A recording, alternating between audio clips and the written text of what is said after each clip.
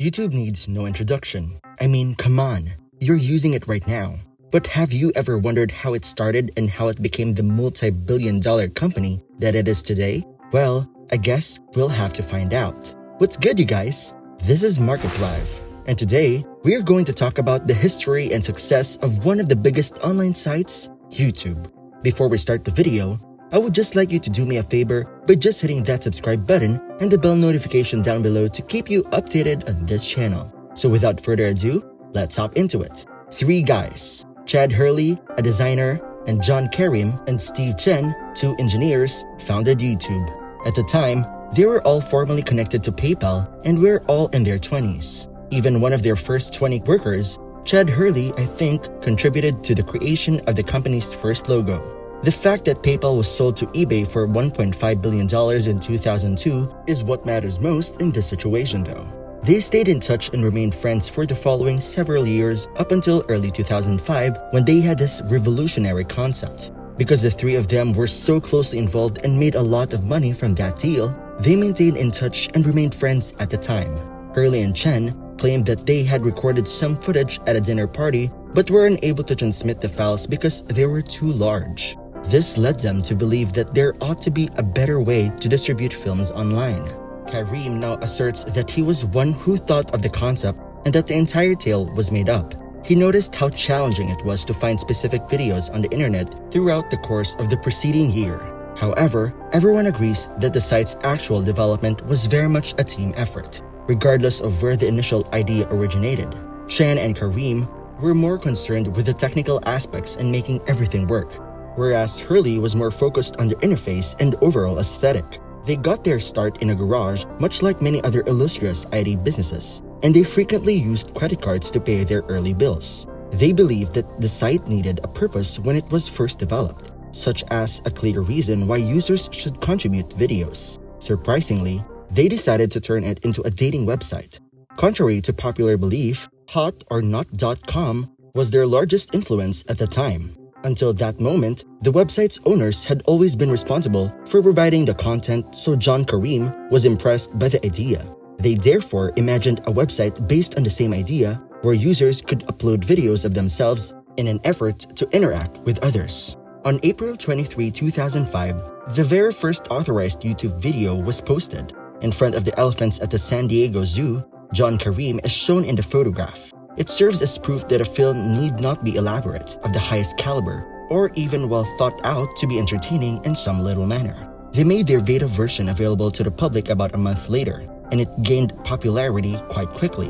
YouTube stood out from the competition and had a genuine non-corporate underground kind feel to it since it was so basic and unrefined. Not to mention the memorable name and logo, which gave the impression that it was a place where you could broadcast yourself and make it all about you. Some of their first ever viral videos were available by the end of the year. First to garner 1 million views was a Nike advertisement with a Brazilian soccer player. And then came the SNL comedy music video for quote Lazy Sunday with Andy Samberg and Chris Parnell. They were having a lot of trouble making ends meet at the moment. The cost continued to rise as they gained popularity. The servers, the bandwidth, and dozens of workers were all being paid for. Due to their initial focus on expanding their user base, revenue was scarcely existent in the interim. Incorporating advertisements, in their opinion, would divert viewers and cause them to lose the sense of subterranean, which was crucial at the time. They found Sequoia Capital as an investor, and they gave $11.5 million to keep things going. But I believe that everyone is aware that the pivotal event, which permanently altered the internet, occurred in October of 2006. In order to acquire YouTube at the time, Google spent $1.65 billion.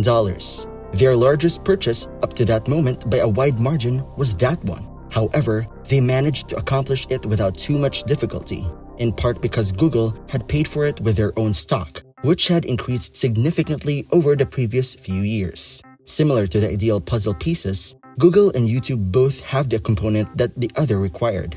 By purchasing the market leader, Google Video was able to seize dominance because its rival service was not performing nearly as well. As their user base continues to expand and they eventually discover how to become profitable, YouTube needed a bigger organization to keep things operating and safeguard them.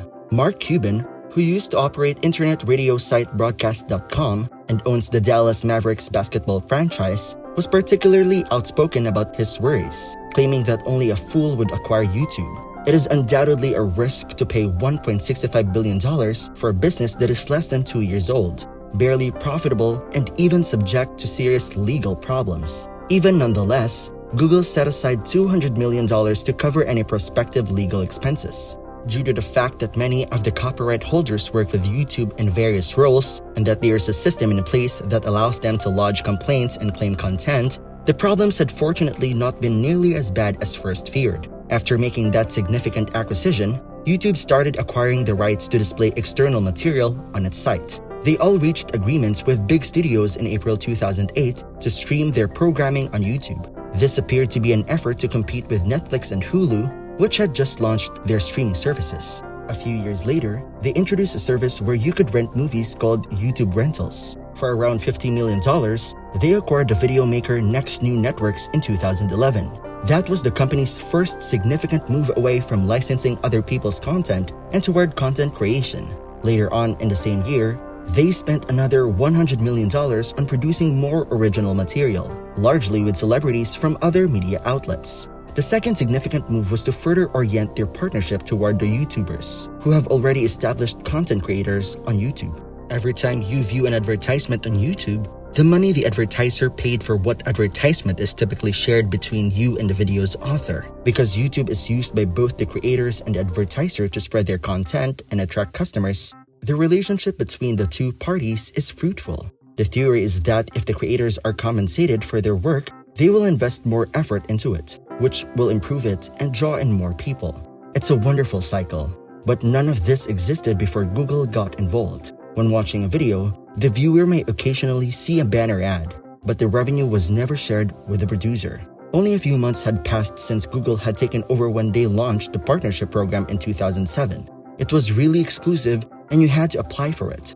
Overall revenue was extremely low since YouTube didn't begin running the far more lucrative pre-roll advertisements, the ones you had to view before the video begins, for another year and a half. In 2011, YouTube said that hundreds of partners were earning 6 figures annually, indicating that it was conceivable for a small number of people to make a living from it. However, they opened the doors the next year as part of their push toward original content. They basically opened up the partnership program to everyone. They debuted YouTube Red in 2015. The service's name was eventually changed to YouTube Premium. For a monthly charge, it offers customers the choice to remove all of those advertisements. The original content is another component though. The majority of the content is created by YouTube content providers already in existence. Unlike the prior project, YouTube Shorts have perhaps undergone the most significant transformation in a long time. They're vertical videos that are under a minute long and eerily resemble content from TikTok. They're different because they don't have ads attached to them, so they aren't a part of the current partnership system. Nevertheless, they committed $100 million to encourage people to produce these shorts in the hopes that, like before, there will be a successful way to monetize them once they gain popularity. So what innovations do you think YouTube could apply to their site? Feel free to jot down your thoughts in the comment section below. If you enjoyed today's video, please leave a like. And if you want to stay updated on our posts, hit that subscribe button as well. Once again, this is Market Thrive, signing off.